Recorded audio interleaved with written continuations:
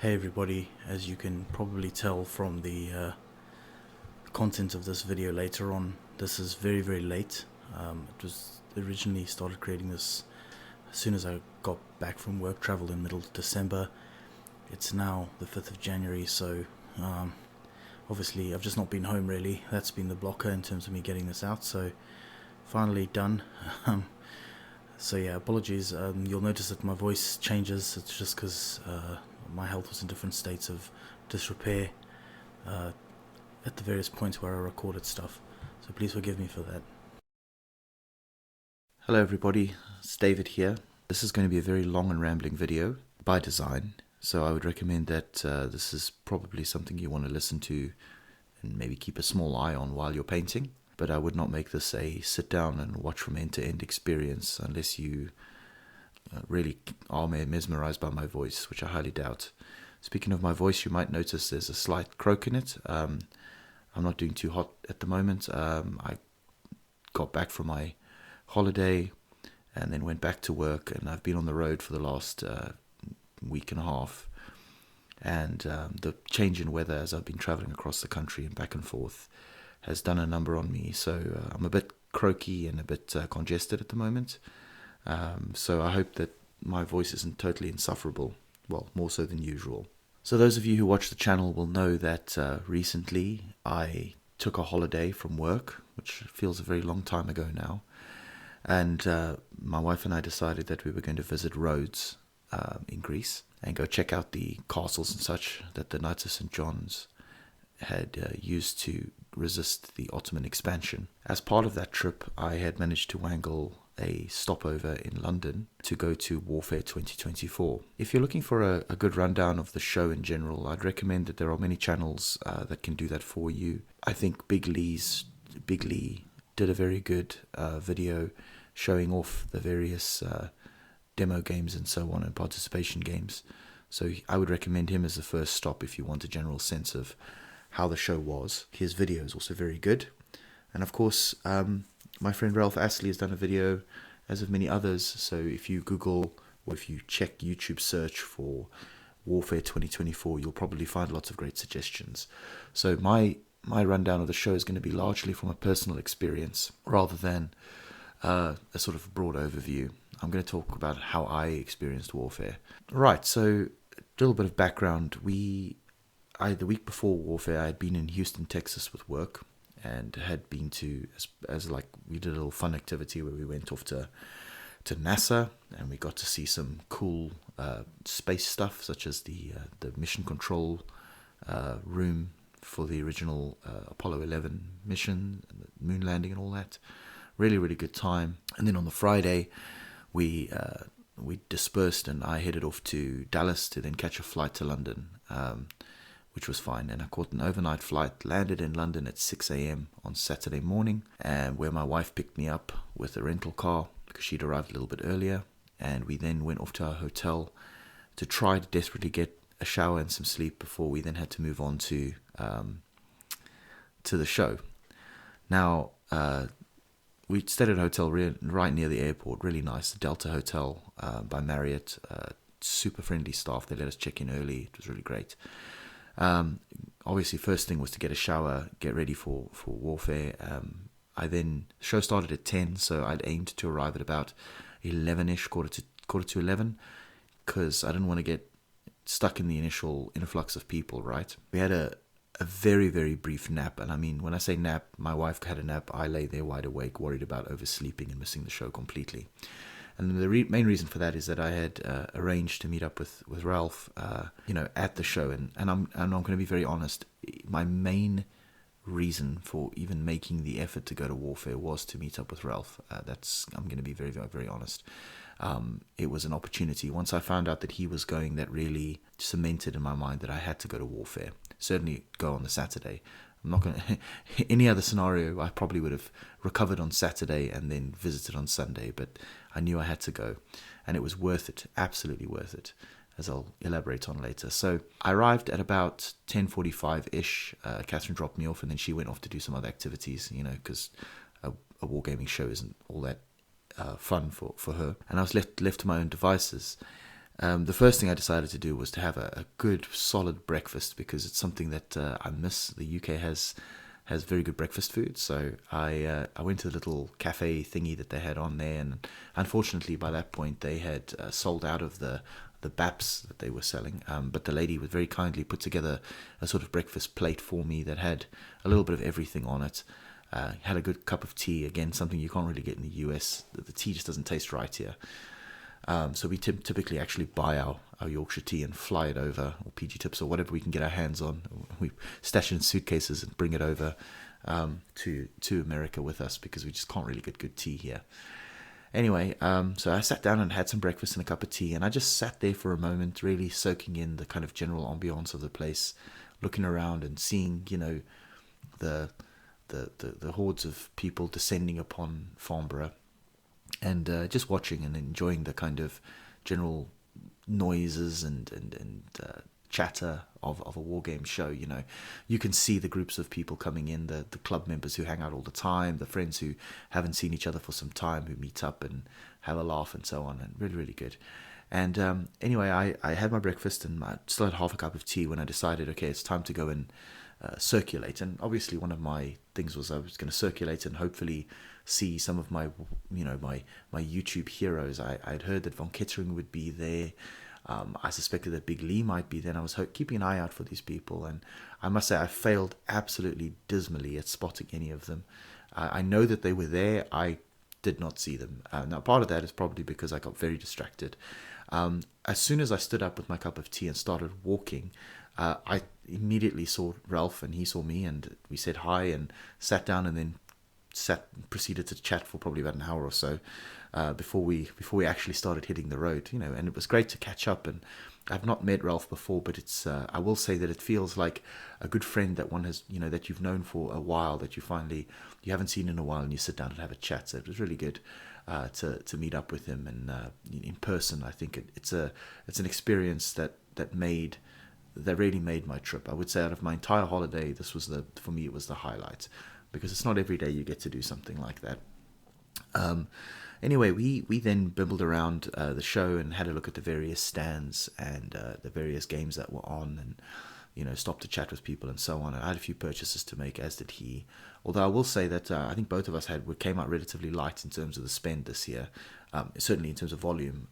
Money-wise, my spend was still horrendously high, and my wife wasn't too pleased with me when she saw the credit card bills hit. But the good news is it's too late at that point, right? So it's better to ask for forgiveness than for permission in this context. Anyway, so we had a really good time. I was just absolutely thrilled, absolutely made up that I was able to meet up with Ralph. It really, really made my trip. The other thing was, of course, I used to wargame in the UK, and so there's a few familiar faces I remember from there. Other YouTubers, we made a point of visiting Alan and his Greek army for Bolt Action. He is the channel Wargaming and Modeling on YouTube, and he makes really good videos. Absolute gentleman.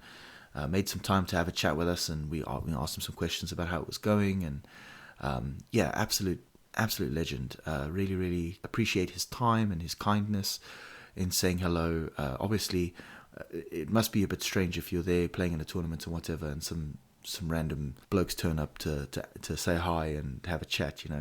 In the middle of something, and obviously you don't want to be interrupted. But he was very gracious to give us a moment of his time. So, absolutely brilliant time at the show. Really, really enjoyed it. I think I definitely go again. I think Warfare's. I've never been to Salute, and I've not been to too many wargaming shows, but Warfare's always been a special one for me. Like Reading War Games Club used to host it at a sports centre, which I used to go to several years ago, and I really liked it there.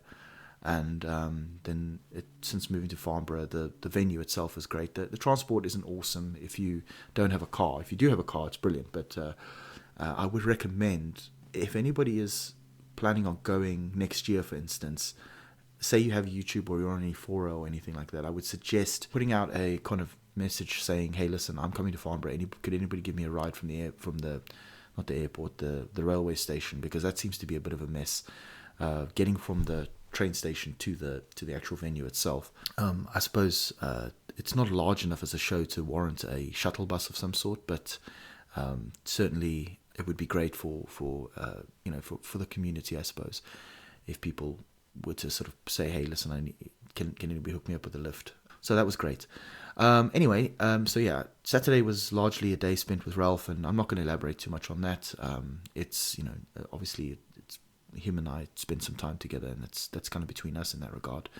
But it was great for me. It was a real moment. And then that night, I was obviously jet lagged to all hell, and I was exhausted because I'd gotten about an hour's sleep on the plane, maybe about half an hour's nap before coming. So I was really running on empty, and adrenaline got me through the day. My wife picked us up and we dropped Ralph off at the station, and then we headed up to our hotel, and absolutely crashed out. Could not stay awake. I think I was asleep by 7:30 or something like that. And the next morning I was wide awake, bright-eyed and bushy-tailed, and I'd originally planned to go to the tomb of Napoleon III, which is in the area, and I just decided, you know what, I don't feel like doing that. I'm going to go back to Warfare. So I said to my wife, hey, listen, a change of plans. Can you drop me off at Warfare again, please? I'm going to go and hang out for the day. So she was obviously horrified by the notion of me spending more money, which happened in the end. But when in Rome, you kind of want to do your, when you have the opportunity to go to the show, go to the show. So Catherine dropped me off again. It was a little bit later this time. It was around lunchtime when the tournaments were having their morning break, their lunch break. She dropped me off, and I bumped into a friend of mine, Steve, from back in the day when I used to wargame in the Bicester, Brackley area. So I bumped into him as he was walking to his car to go fetch his lunch, actually. So kind of hung around with him and walked back into the building and got to sit down with his son, who I've known since he was a little boy, and his son's girlfriend, who I met for the first time, and they were playing in the Kings of War tournament, and I got to sit there for about an hour and enjoy a lunch break with them and catch up, and really, like, such an absolute blessing to just spend some time with people that I haven't seen in years. The last time I saw Steve was 2 years ago at Warfare, so it was a great opportunity to catch up, and I knew he would be there because I'd messaged him before on Facebook to check, and he said he'd be there. So I'd made a point of, I'd bumped into him the day before, but I'd made a point of going back to see him again for a longer visit. And then the other thing that had happened was that shortly before Warfare, there'd been an announcement on the Bloody Big Battles Facebook group that they were going to, that Chris Pringle, the author of the rules, was going to put on a Salamanca game, but it was going to be Sunday only. And of course, I wasn't planning on going on Sunday, so I was a bit kind of put out by that. But then, happy days, I was there, so I was actually finally able to go over there and meet him and the rest of the guys from the Oxford Wargaming Society. Now, I was vaguely aware of them when I lived in the Oxfordshire area, but because of the way that their club nights worked with relative to my other obligations, I was just never able to attend. But I was finally able to meet the guys and have a chat with them. My interest in Bloody Big Battles has been long ongoing.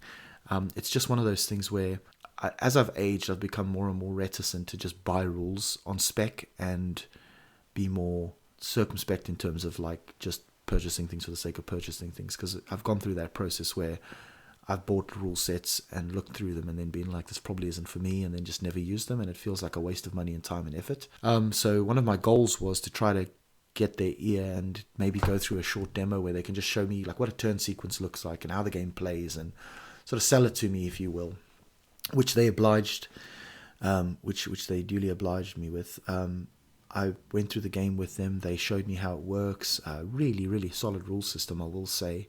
Very scalable as well. I mean, it's Bloody Big Battles, but the units, so to speak, can be anything from, I think, anything from a battalion to brigades to divisions or whatever. It zooms in and out. It's very telescopic like that. I will say that my interest was largely focused on the Franco-Prussian War and the Second Anglo-Boer War for the early phase. So I asked them some of those questions, that I'd had at the back of my mind, and I asked specifically about the Second Anglo-Boer War supplement, and they had explained that was in the works at the moment, and I got to meet one of the key writers, a guy called Anton from South Africa, who is helping create that. So really, really good time. Of course, I immediately then needed to buy the rule set, which I duly did. But of course, I don't have cash on me, so I had to go over to the Caliber Books stand to purchase that, along with a supplement of the 19th century battles, so I could get the Crimean War stuff. Very, very good. I had a fantastic time. The guys were absolute gents, showing me around and stuff. Yeah, and the show was pretty fantastic. I'll go over more of what I bought and all that jazz when I get to going over my swag, which will be later in the video. But yeah, had a really good time. Then we went on to that evening. I left the show and went to have dinner with my parents, who live in Oxfordshire. So they came down and we met up nearby where we were staying. And the next day we were off to Greece. And fantastic time as always. We go to Greece a lot because my wife is Greek. And we landed in Thessaloniki. From Thessaloniki, we jumped over to Rhodes via Athens. Spent a day in Rhodes, a night in Rhodes, I should say. Then we went off to a little island called Karpathos, which is near Rhodes, for a day and a little bit. Went there, spent the evening, and did a lot of exploring. Had a fantastic time in Karpathos. And then again hopped in the plane, and we were back in Rhodes and spent a few days in Rhodes, exploring and so on. And then after that, I was heading back home again. In the past, we've done longer holidays, but I will admit that I find holidays very difficult for me. Once I've been on the road for a little bit, and it's probably a function of traveling so much for work, but once I've been on the road for a little bit and I'm out and about doing my thing, there's a kind of diminishing returns for me on the relaxation element of a holiday. I need to be kept engaged. I can't just sit around and do nothing. I get bored very quickly in that context, and because I'm on the road and I don't have access to the things that I typically have access to, like my toy soldiers or the books I want to read or whatever, I very quickly get bored. So I've sort of tended towards shorter holidays that are more high impact in terms of delivery of, like, I guess, entertainment, if you want to call it that. But for me, yeah, I enjoy the holidays, don't get me wrong, but I kind of want to go there. I want to do the things that I want to do, and then I want to go home again, because I do like being at my house, I will admit. Anyway, so came home, had a really good time. I came home safely, and then, as I mentioned at the top of the video, I then have been on the road with work again. So I've not really been home to do much in terms of wargaming or to make this video even. So it's now almost the middle of December. It's the 8th of December, and here I am making my video finally. So a little bit late, but better late than never. Okay, so I thought we'd get started with some of the more mundane purchases and comments on the Warfare haul. As you can see, these are just bags of bases. I went to War Bases on the Sunday and picked up a bunch of bases. Primarily I wanted to get some 40x20 bases for some skirmishers for the DBX standard, but while I was there I picked up some slightly larger bases for, bases I've meant to sort of buy recently, but I just haven't got around to. Ordering from Litco is easy in the States, but I actually prefer the finish of the War bases, so I just picked these up since I was there. It's not very often that one can buy bases sort of in person. Another thing I picked up when I was there was I revisited what I thought was a Vietnam table, only to find that it was not Vietnam, but that it was a Thai army operations against communist guerrillas in the 1980s by Deal Wargames Association. Now these guys are fantastic. They did a game 2 years ago at Warfare that I had a look at about the invasion of Luxembourg by the Germans, and fantastic. They always do a little paper handouts and stuff, and the chap who kind of is the brains behind the outfit, in the sense of he sort of plans out the thing. He is just next level knowledgeable. So I got lots of really interesting info from them. So yes, just wanted to share this. This is just a piece of paper they hand you out. It's quite interesting, and like the Luxembourg thing, there was a bunch of really cool bits and bobs going on the table. So yeah, so bases, nothing to write home about per se, but still. And then I picked up this Glowforce pamphlet. Now if you've watched Ralph's video, which I hope you have done, and then his related review on the Glowforce. This is something I really wish I could have picked up, but the weight was definitely something I wasn't going to track around in my bags with me. And the other thing as well was I'm rather curious about the capabilities of these goosenecks. So one thing I thought would be potentially quite useful is if the threading for the goosenecks matches like a camera, like a lightweight digital camera like the one I'm using right now. It could be a handy way of positioning a camera for filming if you were painting or something like that, if that's your kind of jam. I've asked Ralph via email if he thinks it's doable, and his answer was that he thinks that they're too heavy, but I think given that there's a tablet holder included in some of the kits that you can buy, my assumption would be that if it can hold the tablet or those lenses, which are by no means light, there would be a way to get a very lightweight camcorder connected and floating, so to speak. This camcorder I'm using right now, it's not very heavy at all. I think my phone is probably heavier than it, so I don't know. It's definitely something I'm interested in. So I picked up their pamphlet as a aide-memoire. Based upon visiting their website, they do seem to ship to the United States, so I will have a look. But that's something that's going to be in the nice-to-have pile rather than the action now, because I've spent all my money that's hobby-related for the next while. Alright, so we'll start off with more interesting purchases now. It was Tiger Miniatures. I very much enjoyed visiting their stand.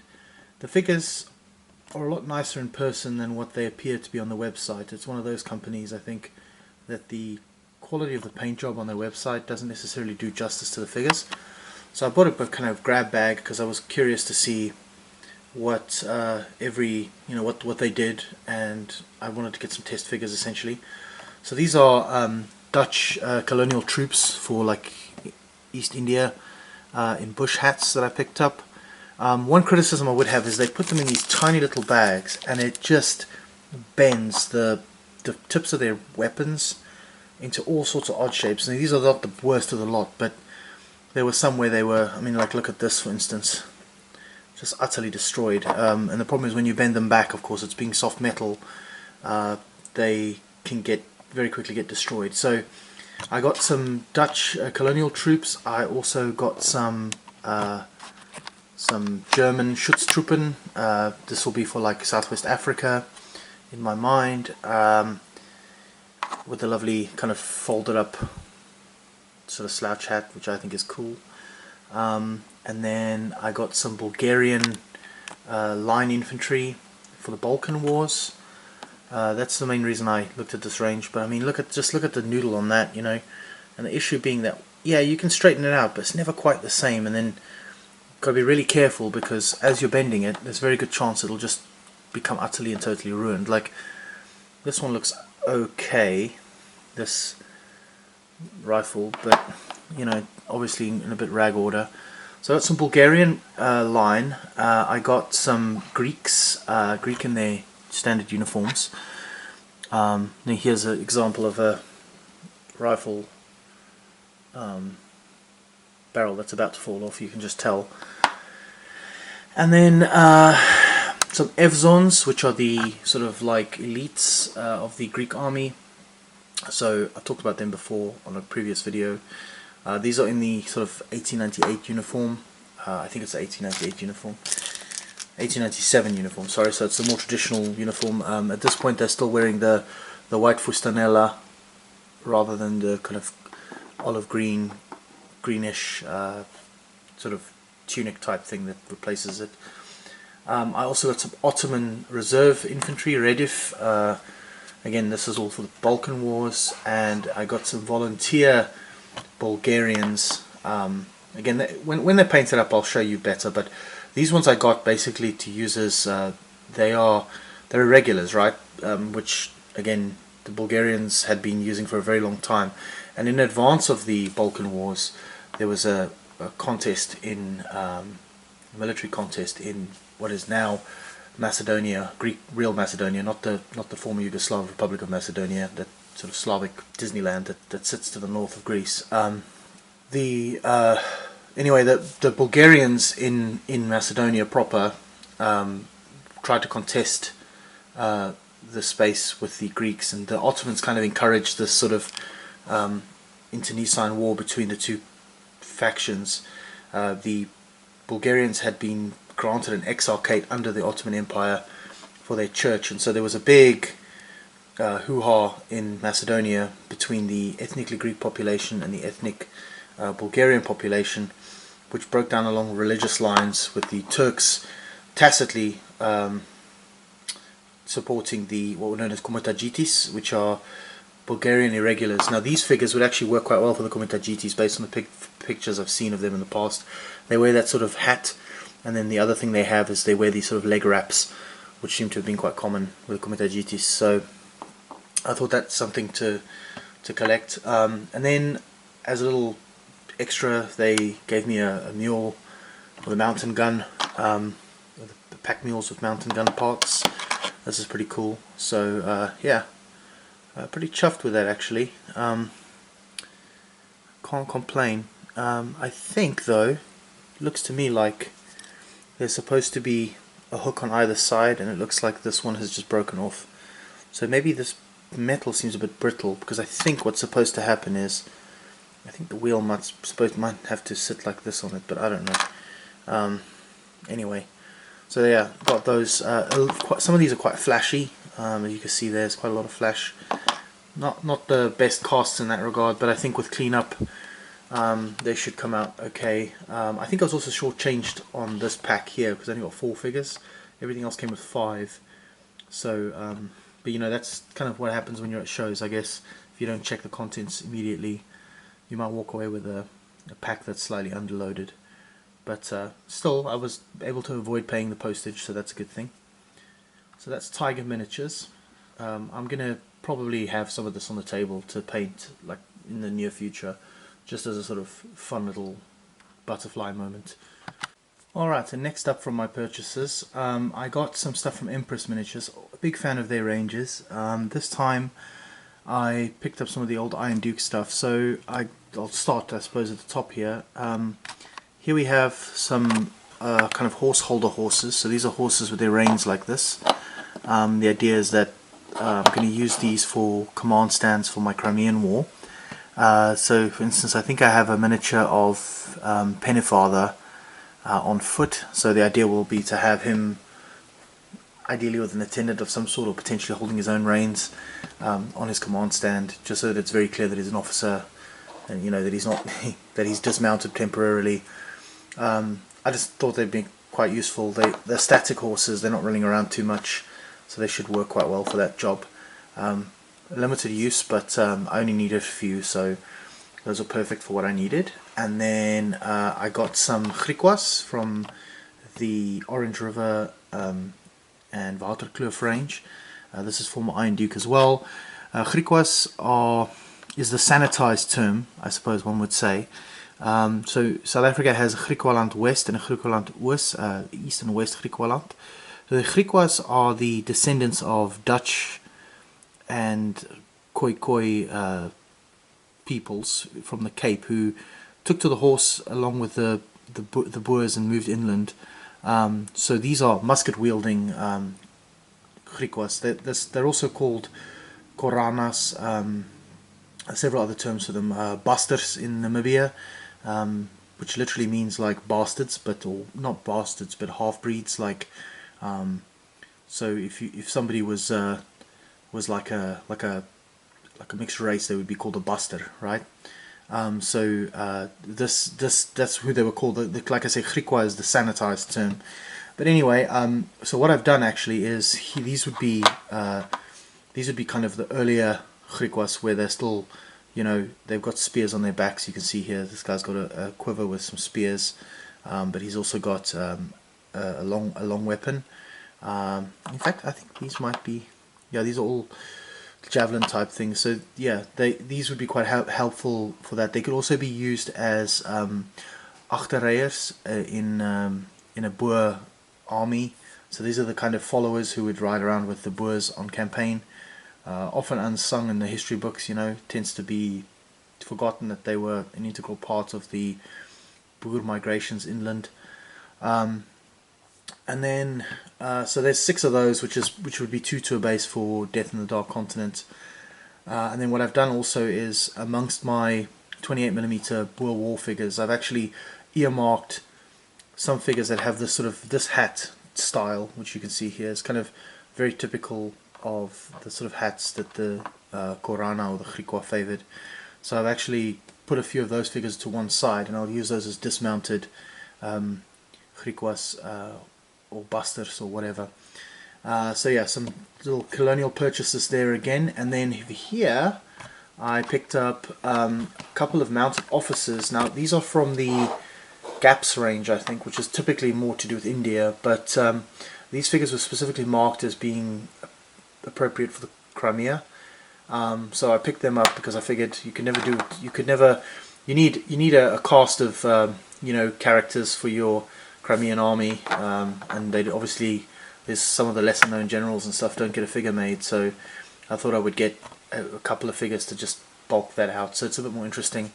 The Empress figures tend to be a lot slighter than sort of anyone else's stuff.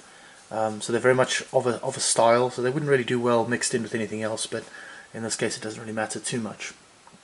So that's Empress Miniatures. And then we'll move on to the next. One more gripe, if I may. Again, all of this was shoved into these little bags. As all of these figures here, these 6 horses and 6 riders, were shoved into this bag. And the problem with that is that they end up, like, the bag is not big enough. So I've had to straighten out basically all these. Like, look at this one's not even straightened out yet. But like, I've had some of these muskets who bent completely back on themselves, and I really, really wish manufacturers just wouldn't do that. I know that obviously packaging costs money and so on, but I'd rather pay a little bit extra and ensure that my figures came to me in a usable fashion than having to deal with figures that are just utterly and totally bent to oblivion. Pet gripe of mine. So with the Balkan War stuff we saw that, and we're seeing it again here. Makes me nervous, you know. These were purchased from Andy Grubb at Grubby Tanks, who carries the Britannia range. He also carries Readout.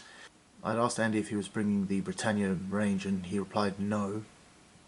So I actually asked for a few figures to have a look at. He said no pressure to buy or anything, but of course it's very difficult once you look at the figures to send them back again. So it was sort of a bit of a farce really in that regard. But anyway, so I picked these up. They are charming in their own special way. So as you can see here, I've got a howitzer, a 12-pounder. I got 3 artillery crews. This is due to a mix-up, I suspect. So I had asked for basically one of everything from the foot crews, and for some reason they seem to be doubles here, which is unfortunate. And then some Cossack. I had mentioned in passing, I'd asked a question about the Cossacks, which I think Andy thought meant that I wanted them as well. Anyway, I have them now. I'll buy them a gun later on. And then some officer figures. So let's take a quick closer look. So looking at the guns, they are very well cast. There's a bit of flash on them, but nothing too hectic. Yeah, you know, a gun is a gun really. But the figures here, which I'll bring them a little bit closer so you can see. They are hideously ugly. Faces that only mother could love. But what's most striking about them, to my mind, is how massive they are. So, to show you, this is how big they are. So, this is from right to left. Ebor, Wargames Foundry, Britannia. And he towers over these guys. Now you might say, oh well, you know, men aren't equal, but I mean, men aren't the same size, but come on, I mean, look at the size of that cartridge pouch. Look at the size of that cartridge pouch there. That cartridge pouch is bad. It's about the size of that guy's knapsack, right? So yeah, then they will not mix, that's clear. But they have a definite charm to them, to my eye. they look like they'll paint up quickly and easily, which is obviously a benefit. And they have this lovely charm, a kind of a retro charm, which I like.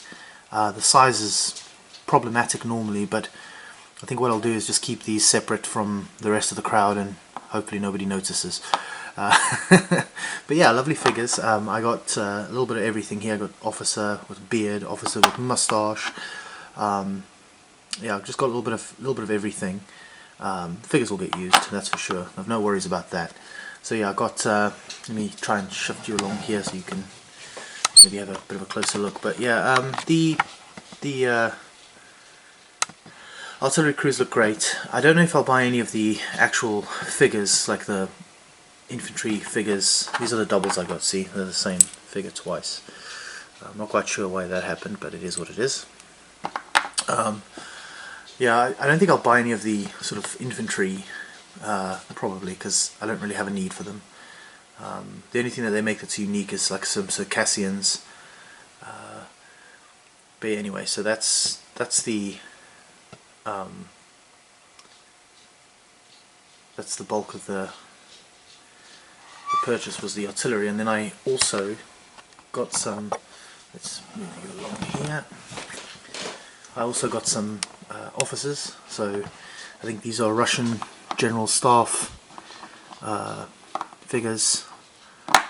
This is, I think it's an 80C. This one looks quite sharp. And then he's wearing a sort of like a fur-lined jacket, which I quite like, a little bit different. And then I got some of the British figures as well. I had thought that I had asked for a French officer, mounted officer, but maybe I didn't. I don't know. Maybe it was just a mispack. Again, it is what it is. It's not the end of the world. This is General Scarlett from the Heavy Brigade. This is the only one I could find in 28mm. No one seems to do him, so he will be my Scarlett. And they came with horses, which is nice. I like this design. The horse doesn't have a saddle on it.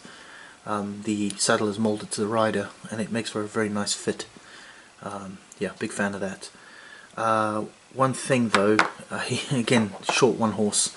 So yeah, anyway, it is what it is. You know, one-man outfit, grubby tank. So you know, I'm not expecting the sort of perfection that one would expect from a large company like Warlord. So that was the purchase from Britannia. Again, I got their officers and such because they'll be on their own on a base, or potentially with like an ADC or something, away from the main troops, and I don't really mind if they're a little bit bigger looking.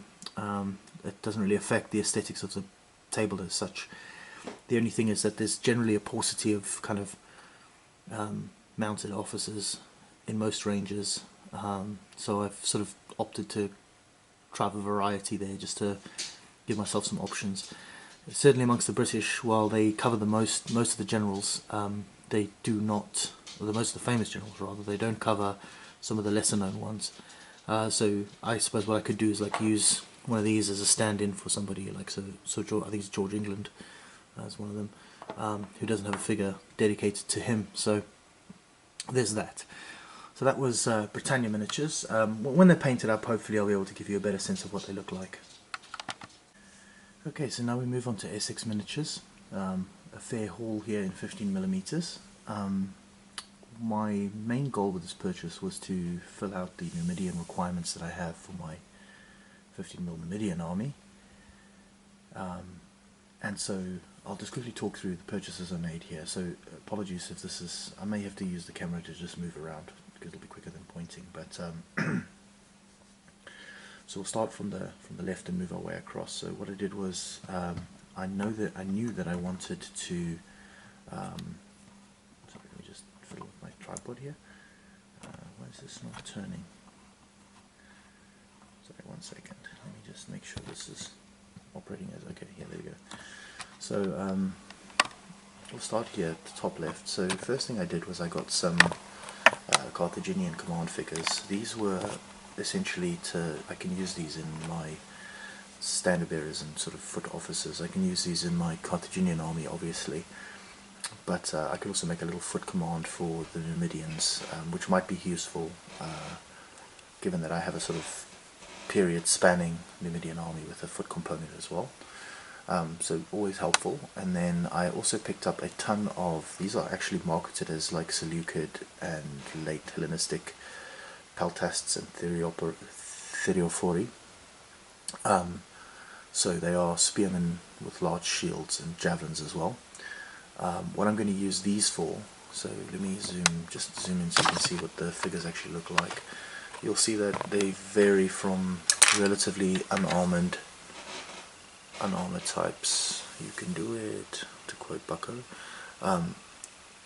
Very relatively unarmored types, which would be great for Numidians, to slightly more armored types with cloaks, which will also work well on account of the fact that these were supposedly trained infantry. And then, yeah, I think that's the same figure again.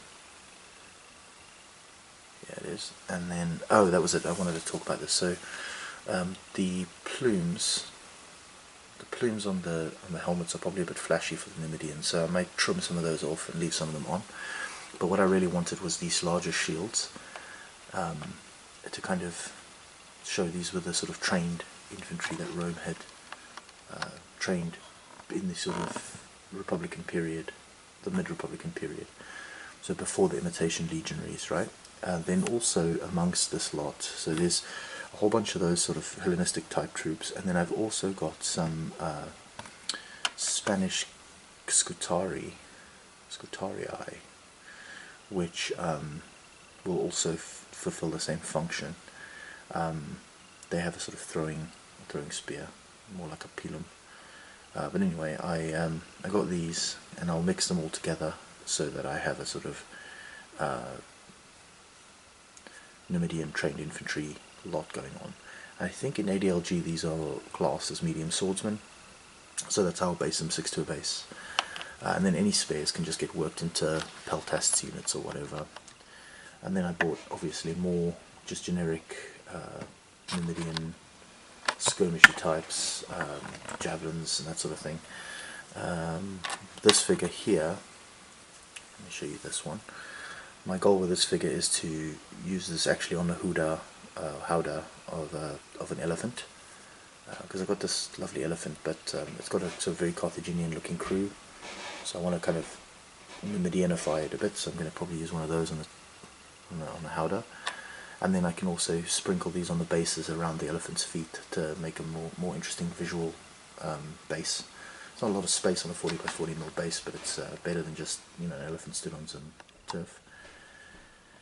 Then in the top right quadrant here, let me zoom us in over here, you'll notice that these are all basically Marian Roman legionaries. This is for the imitation legions for the Numidians.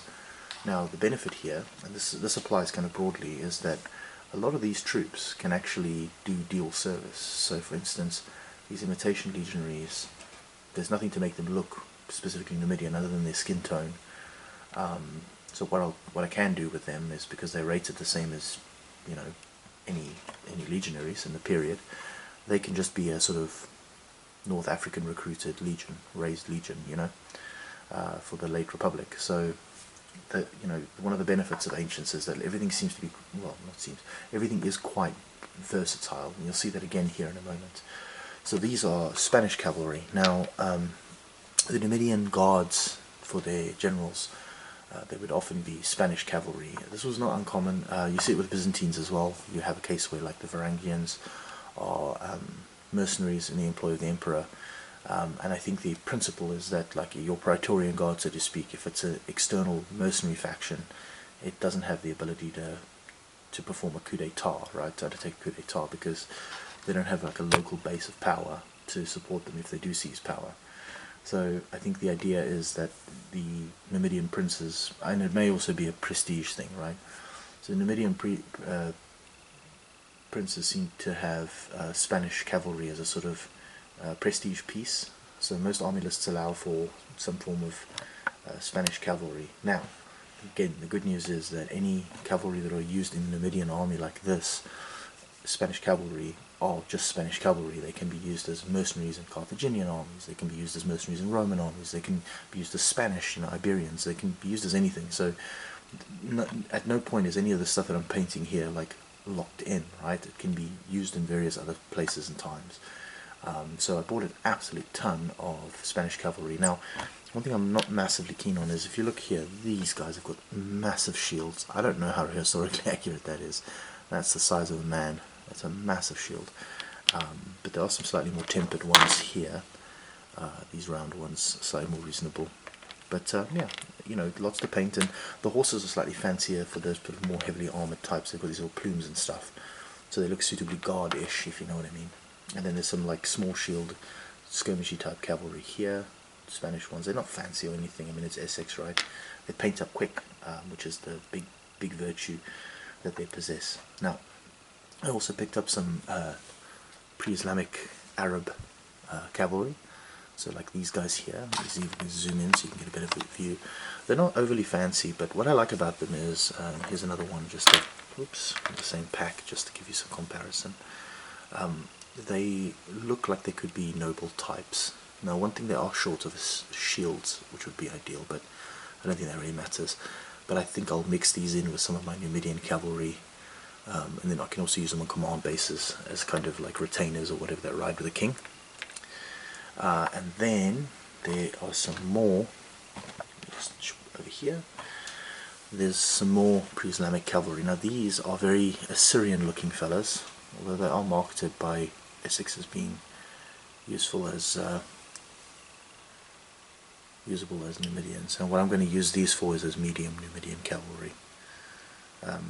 They're a bit staunch, but I figure they look kind of, they could be North African, and the helmet style is very Assyrian looking, a conical helmet, but I think it's good enough. So I just wanted some variety really, because nobody really makes any kind of medium Numidian cavalry, even though it's an option in the lists, generally speaking. And then I also think that it would, historically, it would likely have been that the Numidian nobility that fought would have been slightly heavier, accoutred and armed. So that was my thinking there. So that's my Essex haul. There's a lot to paint here, but it's deceptive because really, especially with my Numidian stuff, as you've seen in the past few months, I can throw stuff together pretty quickly.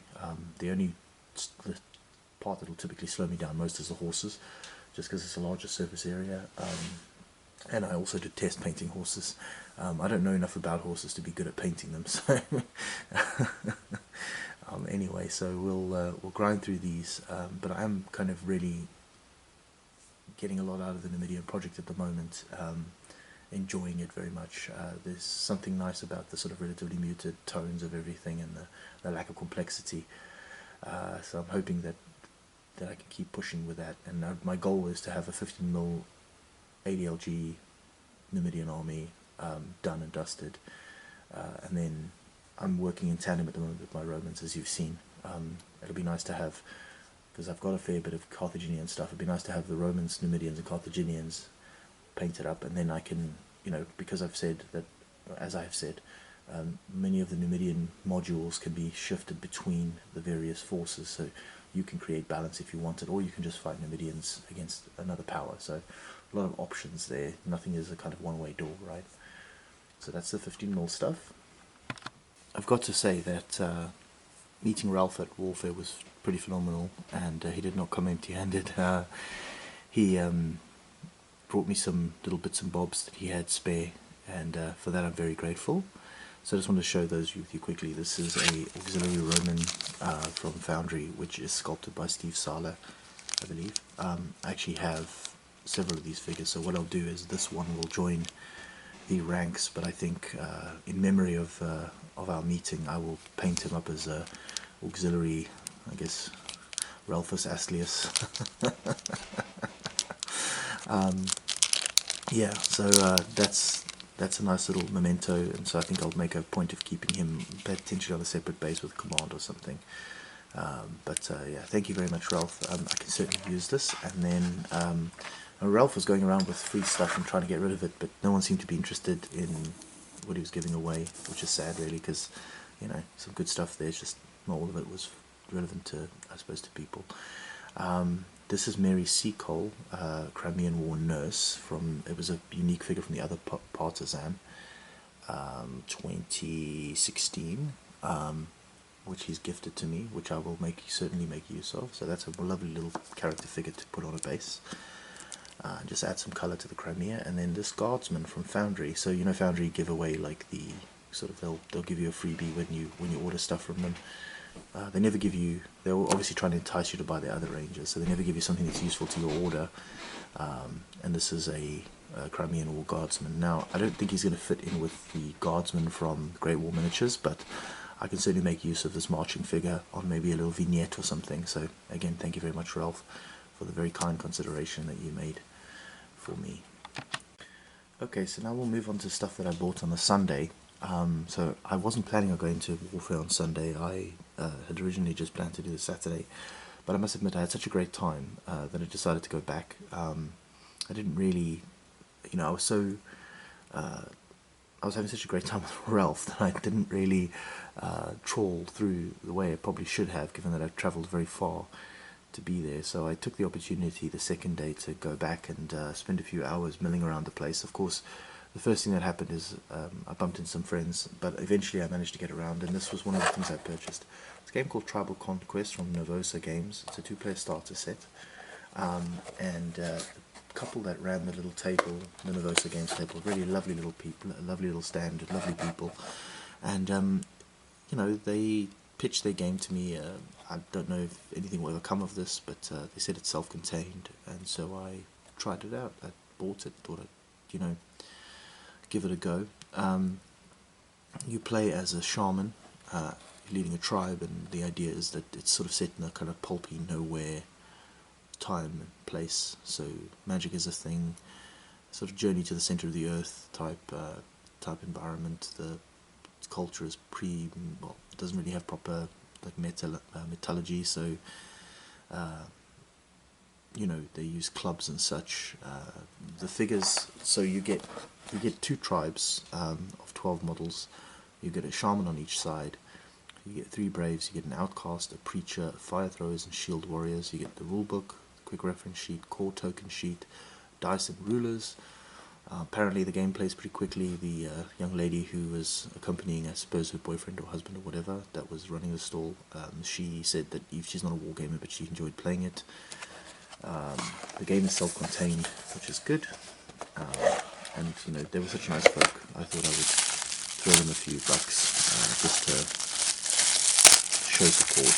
I always do something. I always do things like that. I find like a little unexpected thing that I might be interested in. But yeah, this is the shaman figure with the mask and such, and they're 3D printed resin figures from what I can gather. They look lovely. This is the outcast, which is a sort of assassin type, and the good news is, look, he's even got a flint dagger. How cool is that? Anyway, these should paint up pretty quickly. They're largely flesh toned, and then I'll keep the palette simple, I think. Yeah, anyway, so I picked this up on spec, really, to be honest with you. I'll probably do a more thorough look at it at another time, but when you go around shows like this and you meet people who obviously try to make a go of it, I don't know, it's in my nature, I guess, to try to support them and wish them well.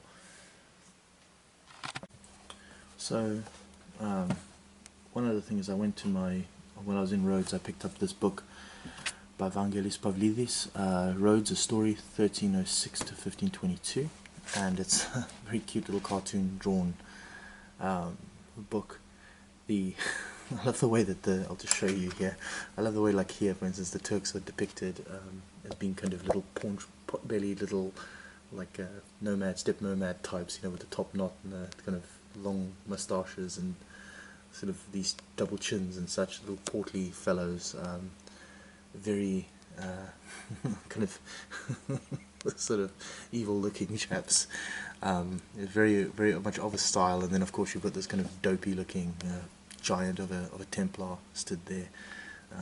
It's a little bit silly, but anyway. So it's basically a little comic book type thing, which I picked up more for just as a souvenir than anything else. But yeah, I love the drawings and stuff. It's a bit not jingoistic, but it's a bit obviously very wears its what's the word I'm looking for?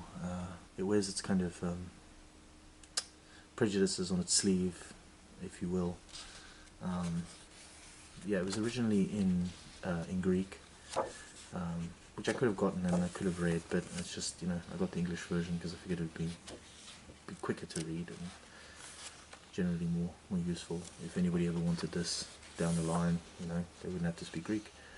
But yeah, so I got this just kind of, again, I don't think it'll have any value as a subject of as a wargaming asset, but I like it. It's very cute, and there's some really good drawings in here. Actually, it's quite deceitfully cartoony, and it's got lots of the history in it. So anyway, that's just something from my holiday.